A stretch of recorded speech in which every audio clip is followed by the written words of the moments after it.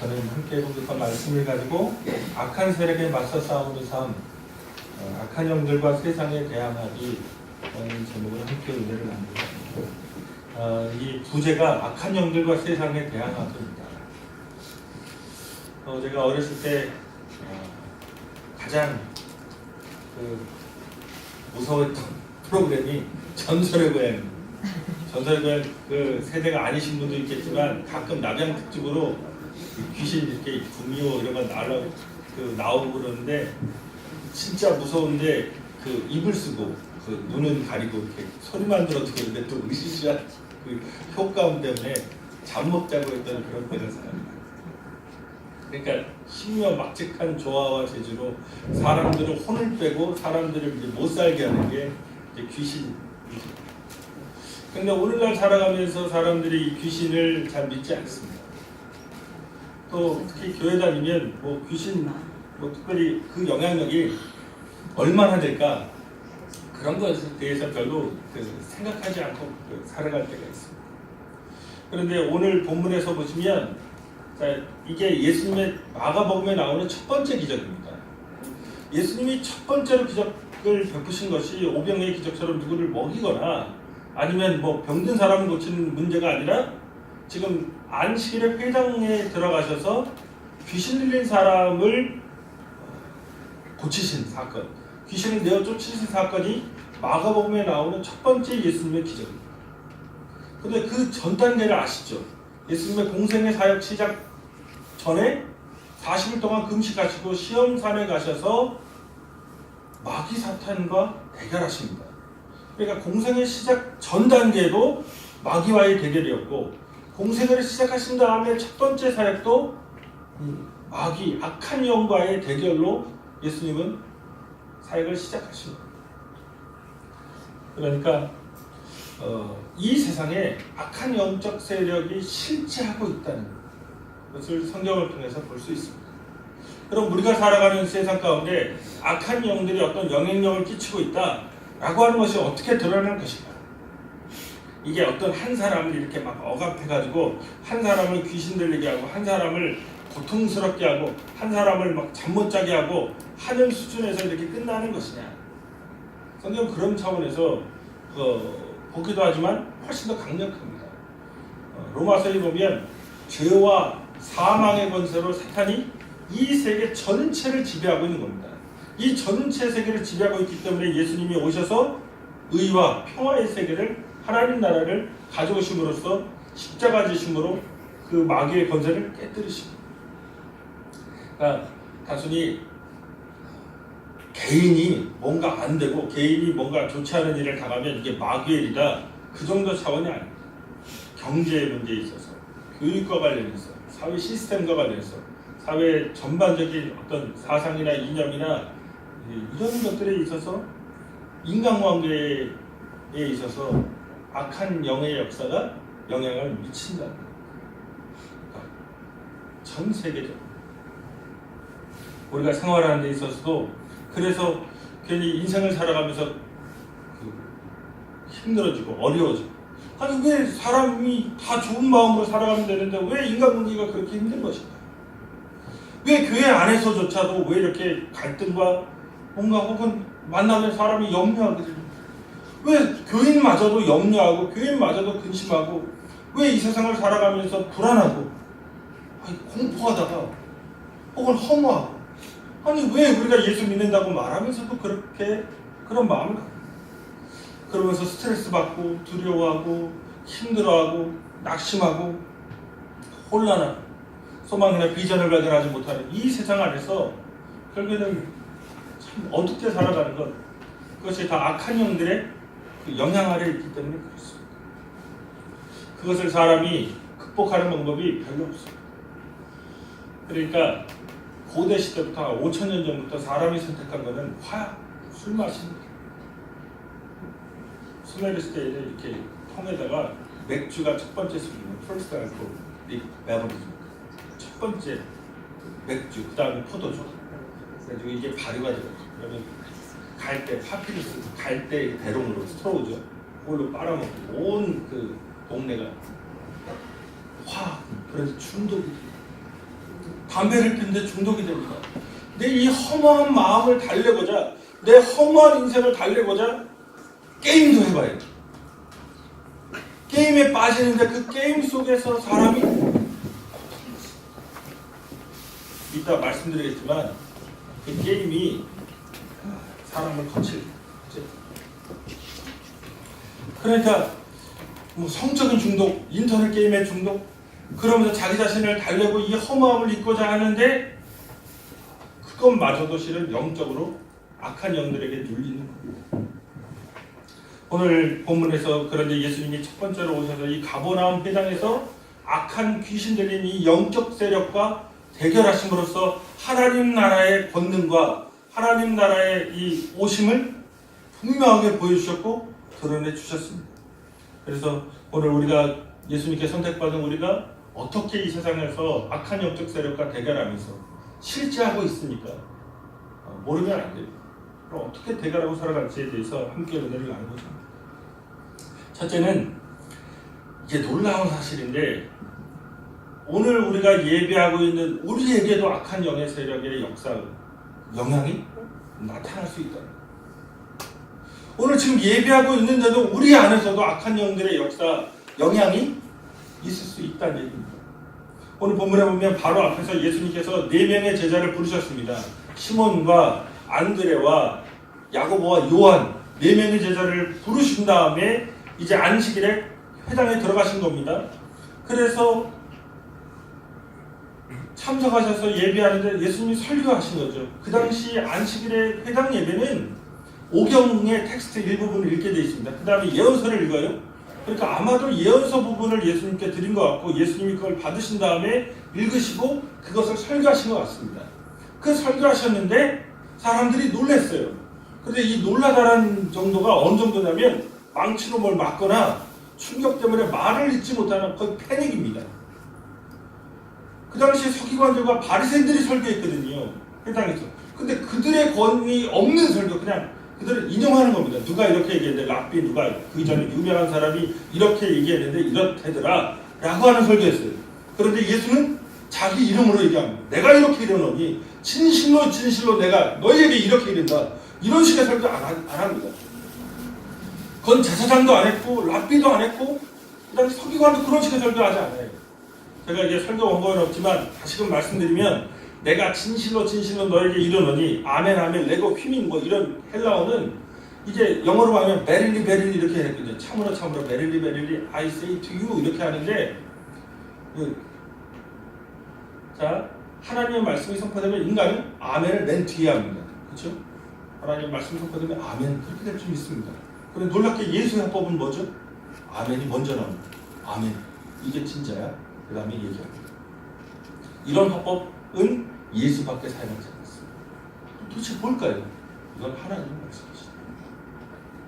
그 당시 어느 누구도 이와 같은 화법을 쓰지 않습니다. 그건 예수에게만. 이건 아멘은 인간은 뒤에 해야 되는데 예수는 아멘하면 진실로 진실로 내가 너에게 이렇게 이른다. 놀라운 충격에 빠집니다. 하나님이신 그분이 하나님의 아들이신 그분이 이 땅에 오십니다. 그때 그 설교하신 다음에 더러운 귀신과 만남을 가지십니다.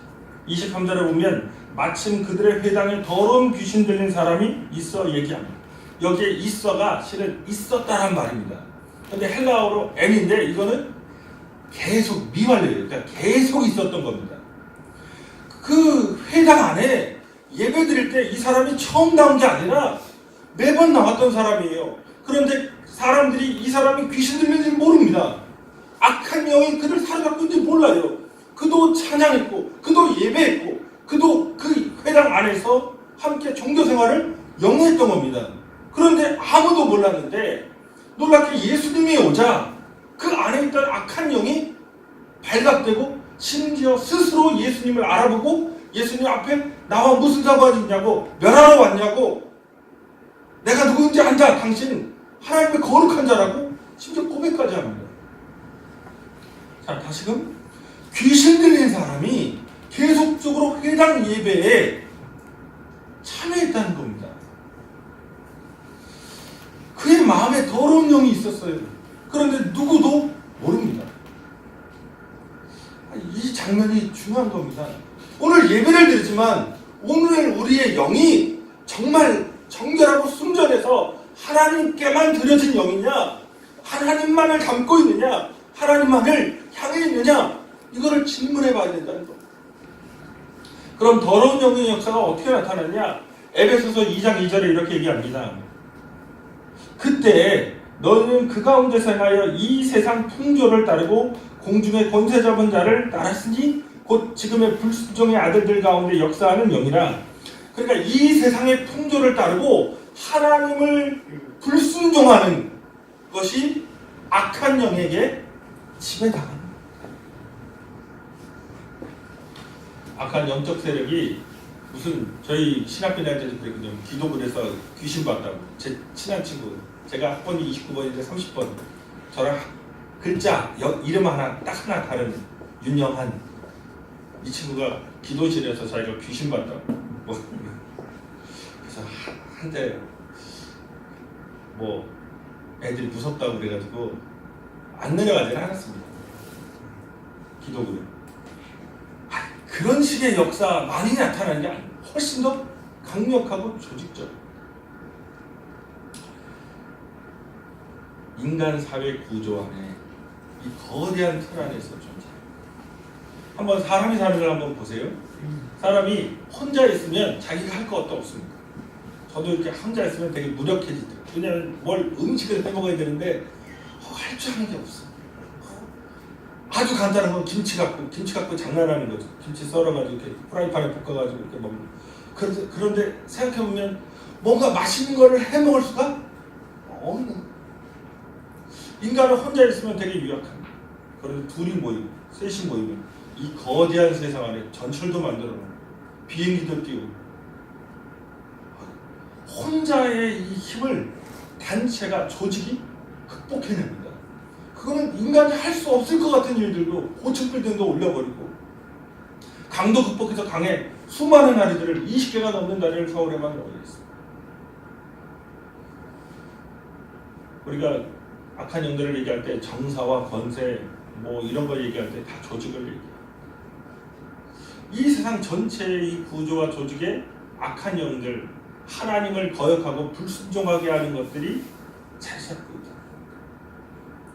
오늘 한국 사회에서 이 미투 열풍, 그렇죠. 전 세계가 그렇습니다. 미투. 그러면 뭐 교육계에서 혹은 종교계에서 아니면 예술 뭐 혹은 방송계 뭐 이런 것들에 있어서 미투, 성추행이나 성폭행을 고발합니다. 그런데 사회적으로 저명한 문학가들, 그것이 법률가이든 아니면 대단한 뭐 영화 감독이든 뭐 오페라 감독이든 뭐가 문제였을까요? 조직이라고 하는, 인간 사회라고 하는 것에 힘을 갖고 있는 사람들, 힘을 갖고 있는데 놀랍게 더러운 영이, 그 안에 더러운 영이 있다고 생각을 누가 했을까요? 그는 지혜로웠고, 그는 아주 위대한 사람이었고, 그는 아주 강력한 사람이었고, 그는 다양한 경험들을 통해서 다른 사람들이 볼 수 없는, 다른 사람들이 할 수 없는 능력을 갖고 있는 사람이었습니다.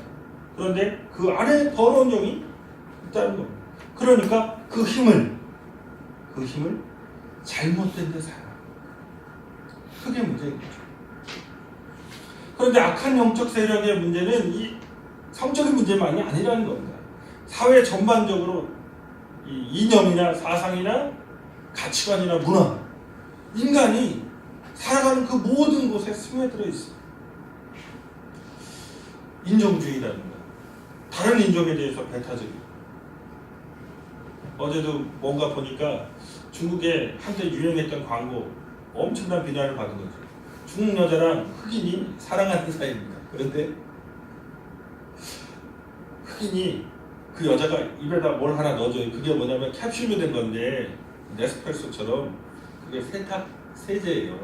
그걸 입에다 여자가 집어넣어주고 세탁기 안에 집어넣어요. 그러니까 흑인이 이렇게 들어갔다 세탁기를 이제 여니까 나오는데 중국 남자가 돼요. 이게 무슨 광고예요, 실제. 아니, 남자친구 입에 세탁 세제를 집어넣고, 흑인을 세탁기에다 집어넣고 돌려가지고 꺼냈더니 확인이 돼 있어요. 인종에 대한 사람의 경계다. 거기에 지역주의가 있죠. 특정 지역에 대해서 갖고 있는 그런 경멸이 존재합니다. 성차별이라든가 국수주의라든가 이런 것들이 온 세계에, 온 사회에 만연되어 있습니다. 거기에 경제에 대한 관념, 심지어 남자가 무엇이고 여자가 무엇이냐는 관념, 남성은 무엇이고 남자가 왜 이런 거래? 여자니까 이래야지. 뭐 이런 것도 많죠. 자유가 뭐냐 도대체? 어떤 걸 자유라고 해야 되냐? 교육은 어떤 것을 시켜야 되냐? 아니면 심지어 교회마저도 교회가 무엇인지에 대해서 결정이 잘 안 돼요. 이걸 더 넘어서면 하나님입니다. 하나님은 어떤 분일까요? 혼란. 내 욕구를 다 충족시키고 내 삶을 다 만족해 하는 그분이어야만 하는가? 아니면 내가 하나님 앞에 순종하고 내가 하나님의 뜻을 복종해야 되는 내가 피조물인가? 이것도 왔다 갔다. 그러니까 악한 영은 우리에게 비진리를 주는 겁니다. 그래서 그 관념이 흔들려요. 교회가 무엇인지, 성도가 무엇인지, 믿음이 무엇인지, 하나님이 무엇인지, 경제생활이 무엇인지, 인간관계는 어떻게 되는지 이 모든 것들이 다 왔다 갔다. 결정적인 건 이 세상의 풍조를 따르지 말라는 겁니다. 로마서 12장 2절은 너희는 이 세대를 본받지 말고 오직 마음을 새롭게 함으로 변화를 받아 하나님의 선하시고 기뻐하시고 온전하신 뜻이 무엇인지 분별하도록 하라. 하나님의 뜻이, 온전하신 뜻이, 그 거룩하신 뜻이 무엇인지 분별하라는 겁니다. 그럼 이 세상의 풍조는 어떤 걸까요? 결정적으로 제가 노동, 그러니까 work, sex, power, 노동성 권력인데 이 책이 작년에 나왔죠. 그러니까 제라드 다이아몬드의 총균세라는 서울대에서 가장 많이 빌려본다는 이 책이 있습니다. 그러니까 인류 역사의 발전 단계를 균, 세균, 그 다음에 쇠, 철기 문화가 어떻게 지배했는지를 보여준 책이라면 이거는 노동, 성, 권력은 그냥 사회적인 단어들이잖아요. 그렇죠? 이건 하나 물질 문명이라면 이 쌍벽을 이루는 책으로 전 세계에서 가장 유명한 인류 문명을 진단한 책으로 각광을 받는 책입니다. 근데 거기에도 딱 한마디 합니다. 인류의 세계 문명이 지금까지 이렇게 발전되어 왔는데 인간이 추구하는 게 도대체 뭐냐? 세상 풍조가 뭐냐? 다른 사람 앞에서 자기를 잘 나가는 것처럼. 그게 돈이든 그게 권력이든 그게 성적인 매력이든 그게 다 얽혀있든 내가 다른 사람 앞에서 멋있어 보이려고 하는 것. 그게 인간의 본능이다. 그것을 위해서 문명이 발전했고 그것 때문에 사회가 돌아갑니다.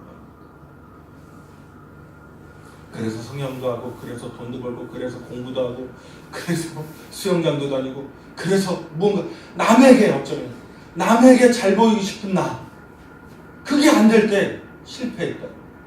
그게 안 될 때 좌절하고 그게 안 될 때 힘들어하고. 그런데 놀랍게 교회가 얘기하는 것이 있습니다. 자, 악한 영적 세력은 그렇게 살도록 하는 거예요. 그렇게. 근데 아닐 것 같으시죠? 근데 언제 나타났냐? 자식 결혼시킬 때 나타났냐? 내 가치관이 그런 줄 아닌 줄 알았어요. 그런데 자식 결혼시킬 때 그대로 내 세속성이 드러납니다. 그런데 우리에게 주신 예수님의 모습이 있습니다. 이 십자가. 이 세상 모든 사람들을 하나님 앞에 세웠더니 의는 하나도 없는 것이고 다 죄인이고 다 악한 그 세속성, 악한 영의 영향 아래서 지배받으면서 50% 100%의 삶을 사는 것밖에 안 돼요. 그러나 다시금 우리에게 십자가를 바라볼 때 자기가 있어요.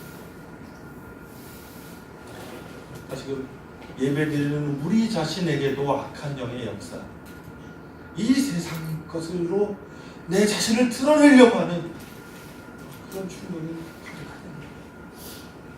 두 번째, 그런데 이 예수님이 오시면 예수님이 가지고 오신 하나님의 나라는 이 악한 영들의 세력을 쫓아내고 파괴합니다. 예수님께서 가버나움 회당에서 설교하셨습니다. 그런데 그 설교 내용이 잘 나타나지 않습니다. 도대체 뭘 설교하셨을까요? 그런데 마가복음 1장 14절에서 15절을 보면 그 설교 내용이 어렴풋하게 무엇인지를 알 수 있습니다. 요한이 잡힌 후 예수께서 갈릴리에 오셔서 하나님의 복음을 전파하여 가라을 때 때가 찼고 하나님 나라가 가까웠으니 회개하고 복음을 믿으라 하시더라. 예수님의 설교의 주제가 하나님 나라였다는 겁니다. 하나님 나라를 갖고 오신 예수 그리스도 앞에 이 귀신이 예수를 알아보고 떱니다. 그리고 복종합니다. 지금 예수님은 말씀 선포에만 전념한 것이 아닙니다. 예수님은 그 고통당하는 사람들, 그 사회 구조 안에, 그런 이념 안에, 그런 가치 안에 실패했다. 너희들은 죄인이다. 너희들은 안 된다고 선언하고 낙인 찍어버리는 그 세상을 향해서 그 죄인들을 하나님의 자녀되었다고 선포하셨고 하나님의 복된 사람이라고 말씀해 주셨고 그 다음에 병든 사람을 고쳐주셨고 귀신 들린 사람을 자유하게 만들어주시는 은혜를 베풀어 주셨습니다. 지금 오늘 본문이 예수님의 첫 번째 마가복음에 나오는 시작입니다. 예수님은 이 땅에 하나님 나라를 갖고 오신 메시아로서 악한 사단의 세력과 대결하십니다. 그런데 어떤 방식으로 일하시냐면 고통당하는 인간을 자유하게 하십니다. 예수가 있는 곳에 사람이 예수의 복음이 선포되는 곳에서 눌렸던 사람이 자유함을 회복하고 있었어요. 이 사회에서는 넌 안 된다고 얘기했고 너는 실패했다고 얘기했고 넌 그렇게 살면 안 된다고 하고 너 그 인생 망한 거 아니냐 그렇게 말하는 사람들에게 예수는 하나님의 나라가 너희들의 것이라고 말씀하시고 하나님이 너희 편에서 역사하신다고 말씀하시고 우리가 하나님께 선택받은 사람이라고 말씀하시는 겁니다. 그래서 이 비참한 상황에 있는 사람들이 하나님을 알고 하나님을 만날 수 있도록 예수님은 회복시켜 주시고 악한 세상의 사상과 이런 이념들을 지배하고 있는 악한 영들의 진을 회파하시고 보통 사람이 이 현대사회를 살아가면서 현대사회에서 요구하는 게 많거든요. 아주 멀티입니다. 더 힘들어졌어요. 되게 부지런해야죠. 돈도 벌어야죠. 뭐 IT에 대한 지식도 있어야 되죠. 컴퓨터도 있어야 되죠. 특히 대학 문화가 그렇습니다. 대학이 왜 이렇게 많이 진학하냐면 가끔 얘기하는 건데 서구 사회, 선진국이라고 하는 나라도 대학 진학률이 50%가 안 돼요. 근데 우리는 90%입니다. 근데 왜 50%까지 왔냐면 이것도 많이 온 거예요. 보통은 20-30%밖에 안 됐어요. 대학 나온 사람들이. 근데 왜 50%까지 왔냐? 컴퓨터입니다. 컴퓨터를 다루지 못하면, 전산을 다루지 못하면 그 사회에서 먹고 살 수 없다. 그래서 서구 사회도 50%까지 온 거예요. 컴퓨터. 그러니까 컴퓨터 못하면 안 돼요. 이 사회에서. 거기에 뭐 법률적 지식도 알아야죠. 상식도 알아야죠. 되게 힘들어요. 그런데 그런 애들이 또 경쟁을 해요. 그러니까 상처도 받죠. 눌림도 받죠. 거기다가 부조리하고 불이한 이런 누가 낙하산 뭐 이런 거 꽂아주는 거 그런 거 경험하면 사람이 눌리죠. 공포와 두려움, 염려와 근심, 실패감, 좌절감이 밀고 들어옵니다. 그러면서 결정적인 건 이제 자아상실. 내가 뭐죠? 내가 싫어요. 내 자신이 싫어요. 내가 그냥 살아가는 게 싫고 내 존재 자체의 의미를 발견하지 못합니다. 그런데 하나님의 나라는 예수님은 나 한 사람을 위해서 예수님 십자가 치시고 예수님 보여주시는 십자가를 보라는 거예요. 주의 사랑을 보라는 겁니다. 나라고 하는 사람이 지금 이 세상 안에서 마치 실패한 것 같고 아무 일도 하지 못하는 것 같고 무의미한 것 같은데 주님 안에서는 합력한 선을 이루는 그 은혜를 내게 베풀어 주십니다. 절망의 소리가 내 안에 넘쳐. 심지어 교회 안에서 예배드리고 있지만 내 안에 나를 향한 절망의 소리가 있을 때 예수 그리스도는 오셔서 그 절망을 사라지게 하죠. 우리 자신의 모든 영적인 문제와 육적인 문제, 그 삶의 문제, 그리고 영원한 생명의 문제를 주님이 해결해 놓으셨다는 거예요. 그러므로 예수를 온전히 믿으셔야 돼요.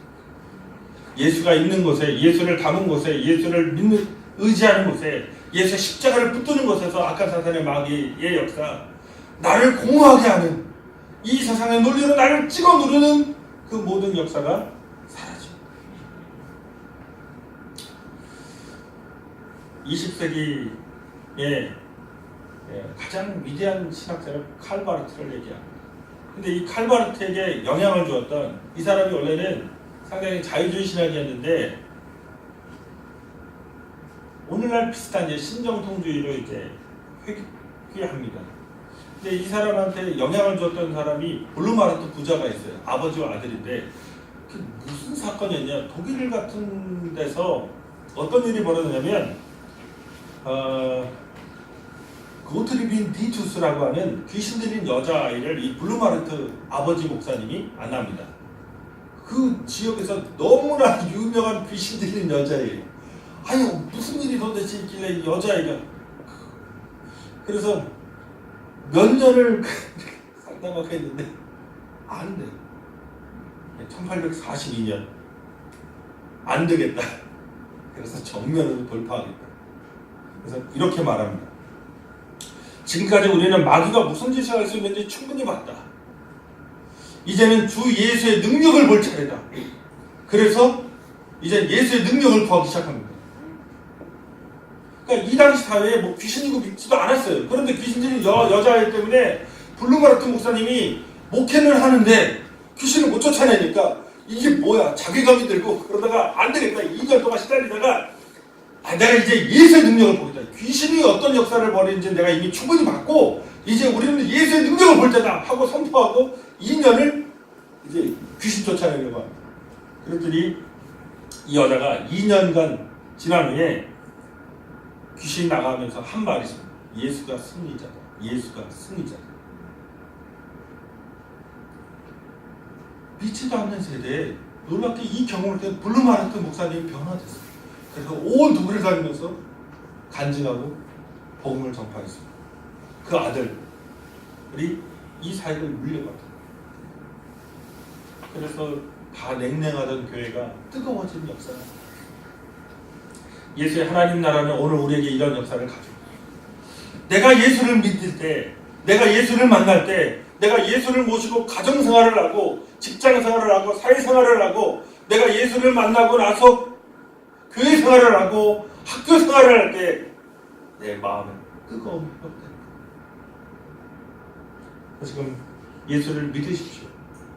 예수가 믿으면 주님께서 이 세상에 지지 않는 승자들로 만들어 주십니다. 마지막 세 번째로 예수님께서 이 마귀와 대결하신 이 사건을 통해서 그리고 그 이전에 있었던 광야에서 시험 받으신 사건을 통해서 우리가 살아가야 될 성도의 모습이 분명하게 드러납니다. 그럼 어떻게 살까? 도대체 어떻게 살아야 되냐? 오늘 법원에서 이상한 점이 있죠. 뭐냐면 이 귀신 들린 사람이 예수를 알아본 거예요. 그가 누군지를 알아봤습니다.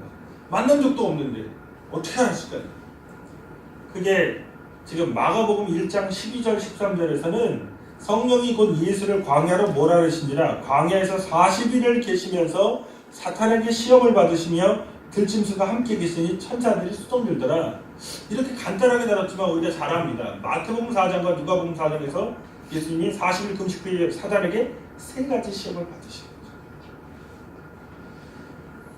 그러니까 광야에서 사탄을 이미 만나신 겁니다. 사탄이 예수를 알게 된 이유가 거기 있어요. 인류의 조상인 아담이 하나님이 지어놓으신 낙원의 그 에덴 동산에서 사탄에게 시험받습니다. 근데 사탄이 선악과를 보러 간 거거든요. 선악과를 봤더니 이걸 먹으면 하나님은 죽는다고 말했는데 사탄은 이걸 먹으면 하나님 된다. 그랬더니 인간이 보니까 먹음직도 하고 보암직도 하고 지혜롭게 할 만큼 탐스러운 겁니다. 말하자면 사탄은 물리적으로 그거 집어넣은 거 아닙니다. 뭐가 문제였던 거죠? 인간의 내면을 흔든 겁니다. 내면의 상상력, 인간만 갖고 있는 상상력을 흔든 겁니다. 이것도 괜찮다. 그런 욕망의 세계를 열어놓은 겁니다. 하나님이 아닌 다른 해석을 인간의 머릿속에 집어넣어준 겁니다. 이거를 신약은 육신의 정욕, 안목의 정욕, 이 세상의 자랑이라고 얘기했어요. 자, 악한 영들이 지배하는 이 사회에서, 이 세계에서 우리가 경험하는 시험도 이겁니다. 마귀는 육신의 정욕, 안목의 정욕, 이 세계의 자랑으로 우리를 이끌어가려고 합니다. 이런 악마적인 유혹이 우리에게도 존재합니다. 예수님도 이 땅에서 사탄을 만났는데 사탄은 그렇게 시험했어요.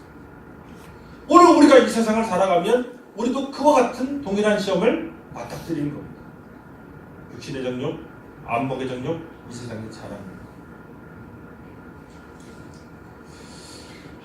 최근에 블랙팬서 보셨나요? 마블 영화인데 이게 또 그 초능력입니다. 그러니까 마블의 영화는 판타스틱이든지 어벤져스든지 뭔가 초능력을 갖고 있는 거예요. 여기다 심장에다가 막 핵을 달아갖고 날아다니든지 아니면 슈퍼맨처럼 막 지금 막 돌리고 있고 스파이더맨처럼 놀랍게 거미한테 한번 물려보세요. 거미줄이 나오나. 어쨌든 거미한테 물렸더니 거미줄이 나오고 막 그래가지고 초능력이에요. 자, 어릴 때부터 했던 질문들이 있습니다. 여러분도 초능력이 생기면 어떻게 할 거냐. 저한테 어제 후배 목사가 전화 통화하는데 이번 갖고 같이 오늘 자기도 설교한다고 그러면서 저한테 얘기를 했습니다. 초능력이 있으면 뭐 할 거냐. 별로 할 것도 없다. 그럼 여러분은 초능력 있으면 뭐 하실 거예요? 보통 초등학교 때는 뭐 여자 안 보이는 거 돼가지고 뭐 여자 목욕탕 이렇게 한번 들어가고 그런 애들이 있었어요. 자, 초능력 되면 뭐 할 거냐? 보통은 로또 번호 알아내겠다. 돈 벌겠다. 과거로 돌아가서 주식 이렇게 동향을 알아내겠다. 자, 돈 버는 거. 그 다음에 위대한 뭐 세상을 구원하는 일 아니면 뭐 이성적으로 호감을 얻는 일. 자, 기본적으로 초능력이 존재하면 뭘 할 거냐는 그 질문에 보통 사람들은 자기 자신. 내가 어떻게 더 이 세상 가운데 영향력과 더 좋게 보이는 삶으로 나아갈 것인가. 거기에 집중합니다. 그런데 여기서 문제가 발생합니다. 우리는 초능력이 없습니다. 초능력이 있을 때도 이제 능력까지 있는데도 나를 위해 사는데 능력이 없는 우리는 더합니다. 내 자신의 문제, 어떻게 하면 이 문제 해결하지? 어떻게 하면 먹고 살지? 어떻게 하면 좋게 보이지? 어떻게 하면 칭찬받지? 어떻게 하면 박수 받지? 어떻게 하면 누가 나를 하나 좀 알아주지 않을까? 그런 문제에 더 집착해. 초능력 있을 때도 내 마음대로 살 수 있는데도 나를 위해 사는데 초능력이 없는 우리는 그렇게 삽니다. 나 하나 이렇게 돌보면서 사는 거예요. 어쩌면 그게 정상적인 삶으로 이 세상 사람들이 그렇게 살고 있는 모습으로 삽니다. 다시금 여기서 이제 결정하셔야 됩니다. 육신의 정력, 안목의 정력, 이 세상의 자랑, 다른 사람에게 잘 보이고 싶은 삶, 그게 예수에게 마귀가 유혹했던 거예요. 너 한번 그렇게 살아봐라. 그런데 우리에게 신앙이라는 게 있는 겁니다. 우리에게 십자가 지신 예수 그리스도가 계시고 우리를 그 사랑의 나라로 불러주신 아버지 하나님이 계시고 우리에게 죄가 무엇인지 세상이 무엇인지 진리가 무엇인지를 깨닫게 하시는 성령이 우리 안에 역사하십니다. 근데 잘 보세요. 초능력자 예수입니다. 귀신도 쫓아내고요. 풍랑이는 바다도 잠잠케 하시고요. 오병이의 기적도 일으키시고 심지어 죽은 자도 살리시는 초능력자 예수입니다. 그런데 이분이 그 초능력을 자기 자신을 위해 사용하지 않으십니다. 그분의 기적은 모두 다 비참한 사람들, 어려운 사람들, 힘든 사람들을 위해서 사용하셨습니다. 마지막 그 십자가 달리시는 순간에 사람들이 십자가에서 내려와라! 그러면 믿겠다고 얘기했습니다. 12영이나 되는 천사를 보내서 나를 내려오게 하실 수 있다! 예수님 말씀하셨습니다. 그런데 그렇게 안 하십니다. 자기의 능력을 자기 자신을 위해 사용하지 않으시고 억압당하고 버림받고 고통당하는 사람들을 위해서만 예수님을 사용하셨습니다. 바로 여기에 성도의 삶의 방향이 있습니다. 바로 여기에 성도의 삶의 모습이 있습니다. 나 자신을 잘 사는 것처럼 드러내고 포장하고 내가 행복한 쪽으로만 움직이는 게 아니라 예수님을 닮아서 이 땅에 귀신 들린 사람을 해방하고 어려운 사람들을 자유하게 하고 병든 사람들을 고쳐주고 아파하는 사람들을 하나님의 자녀 만들어주는 그런 방향으로 삶을 살아가는 것, 이게 영적으로 악한 세상, 악한 영에 대항해서 살아가는 것. 악한 영의 역사를 감소시키고 사라지게 하는 것. 이 그 예화만 말씀드리고 간단하게 이제 설교를 맺고자 합니다. 들어보셨을 겁니다. 이분은 윌리엄 윌버폴스라고. 이분 젊었을 때 귀족으로 태어나가지고 몸이 약하기도 하지만 몸이 약해도 노실 건 다 노셨던 분입니다. 그런데 20대에 국회의원이 됐어요. 이 시대 18세기와 19세기 초반을 사셨거든요. 영국이 제일 잘 나갈 때입니다. 스페인도 이겼고 네덜란드도 이겼고 다 이겼어요. 프랑스도 이제 이기고 제일 잘 나갈 때. 근데 국회의원을 시작했는데 마침 그때쯤 예수 믿었습니다. 이 사람한테 영향을 준 분이 이제 미들턴, 레이디 미들턴이라고 하는 분이고, 그 다음에 여러분 잘 아는 흑인 노예 무역상이었던 목사님 존 뉴턴, 나 같은 죄인 살리신 어메이징 그레이스를 작사 작곡한 그분. 근데 존 뉴턴은 얼마나 자기에게 이 노예 고통스러웠는지, 근데 설교할 때 노예복장을 입고 설교했어요. 노예복을 입고 사역한 목사. 노예무역을 중단시켜야 된다. 네가 예수 믿게 된 것이 그 일을 하기 위한 거다. 그래서 너 지금 국회의원 돼 있지 않냐? 근데 자기는 혼자 그걸 감당할 능력이 없어요. 그걸 없다고 생각하고 되게 의기소침해 있는데 옆에 목사님들, 신앙의 동료들 이런 분들 만나면 너 그거 해라. 그래서 뭐라고 썼냐면 나는 그 문제가 얼마나 중요한 것인가를 느꼈지만 나는 내 자신이 그 업무를 감당할 만큼 되지 못한다고 생각한다. 나 하나 바뀐다고. 될까? 그래서 1789년에 첫 번째로 의회에서 노예 무역에 대한 반대 연설을 한 겁니다. 그 후에 18년이 지나서 결국에 노예 무역에 관한 금지법이 통과됐어요. 18년 동안. 그래서 영국 시민이라면 누구든지 노예를 무역하는 것은, 운반하는 것은 불법이 됐습니다. 그런데 놀랍죠, 사람들이. 안 들키고. 노예 제도가 폐지된 게 아니에요. 노예 제도는 있어요. 그런데 노예를 운반하는 것만 안 돼요. 그러니까 노예 제도는 종속하니까 사람들이 불법으로 노예를 아프리카로부터 실어 나릅니다. 그런데 해상에서 해경을 맞닥뜨리면 어떡하냐? 노예를 한 명당 걸리면 100파운드였어요. 엄청난 돈을 벌금 보니까 한 명당 딱 경찰 배를 딱 만나면 노예를 다 바다에 던져버립니다. 그럼 무역 안 하는 거예요. 난 모르겠는데 죽이는 거죠, 그냥. 걸리면 던지고. 그 노예 제도 자체를 이제 없애겠다고 해서 일을 계속합니다. 1833년에 1789년에 처음으로 연설을 했어요. 1833년에 죽었습니다.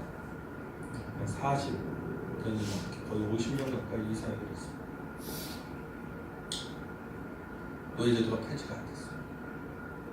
근데 그가 죽은 한 달 후에 폐지가 됐습니다. 영연방 국가 내에서 모든 노예제도는 종식됐습니다. 근데 얼마였을 것 같으세요? 그 노예가 영연방 국가, 그러니까 잉글랜드, 스코틀랜드, 아일랜드, 뭐 오스트레일리아, 뉴질랜드, 캐나다 뭐 이런데 2억 명. 노예 숫자가 2억 명이었어요. 우리는 에이브라함 링컨만 생각합니다. 그 숫자 별로 안 되는 거예요. 미국. 윌리엄 윌버포스가 하나님의 말씀을 받아서 그 수십 년을 투쟁해서 이런 악한 영적인 사회 제도를 고칩니다. 오늘 우리가 예배드리지만 여전히 우리의 이 마음속에 돈의 문제, 온 세상의 문제들이 밀고 들어와 있습니다. 지금 이 악한 영적 세력이 우리에게 어떻게 역사하고 있는지를 분별하셔야 됩니다. 그리고 우리 안에 작용하는 이 탐욕과 욕망의 문제를 대해서 저항하셔야 됩니다. 우리가 사순절 기간을 보내고 있습니다. 이 땅에 하나님 나라를 이루기 위해서 우리에게 값없이 주시기 위해서 주님이 오셨습니다. 그리고 십자가 져 주셨습니다. 우리에게 말씀하십니다. 사랑하신다. 인생을 이끌어 가실 거라고. 하나님의 역사를 이루실 거라고. 하나님의 놀라운 역사를 우리에게 체험하게 하실 거라고. 악한 영적 세력을 예수 이름으로 물리칠 때 이기게 하실 거라고. 그리고 십자가를 바라보십시오. 그리고 이 죄와 사망 권세를 깨뜨리신 부활의 예수님을 바라보십시오. 그와 같을 때 주님이 우리 안에 의로움을, 우리 안에 평화를, 우리 안에 구원받은 자로서의 놀라운 기쁨을 회복시키시고 하나님의 일들을 이루어 가실 겁니다. 우리 다 기도하실 때 우리가 되게 정결한 것 같고 온전한 것 같으나 실제로 우리 안에 이 세상적인 욕구와 이 세상적인 욕망이 가득 차 있을 때가 있습니다. 그 모든 것들을 회개하는 때, 회개하고 다르게 살아가려고 할 때, 그리고 안에 예수의 십자가를 붙잡을 때, 예수의 십자가가 그 보혈이, 그 부활의 역사가 내 삶에 온전하게 자리 잡을 때 우리는 이 세상의 악한 영들의 영향을 대항하고 승리하며 살아갈 수 있습니다. 우리가 함께 그런 삶을 살아갈 수 있게, 우리가 성도로서의 삶을 살아갈 수 있도록 우리 주여 한번 부르고 간절히 기도하시겠습니다. 주여,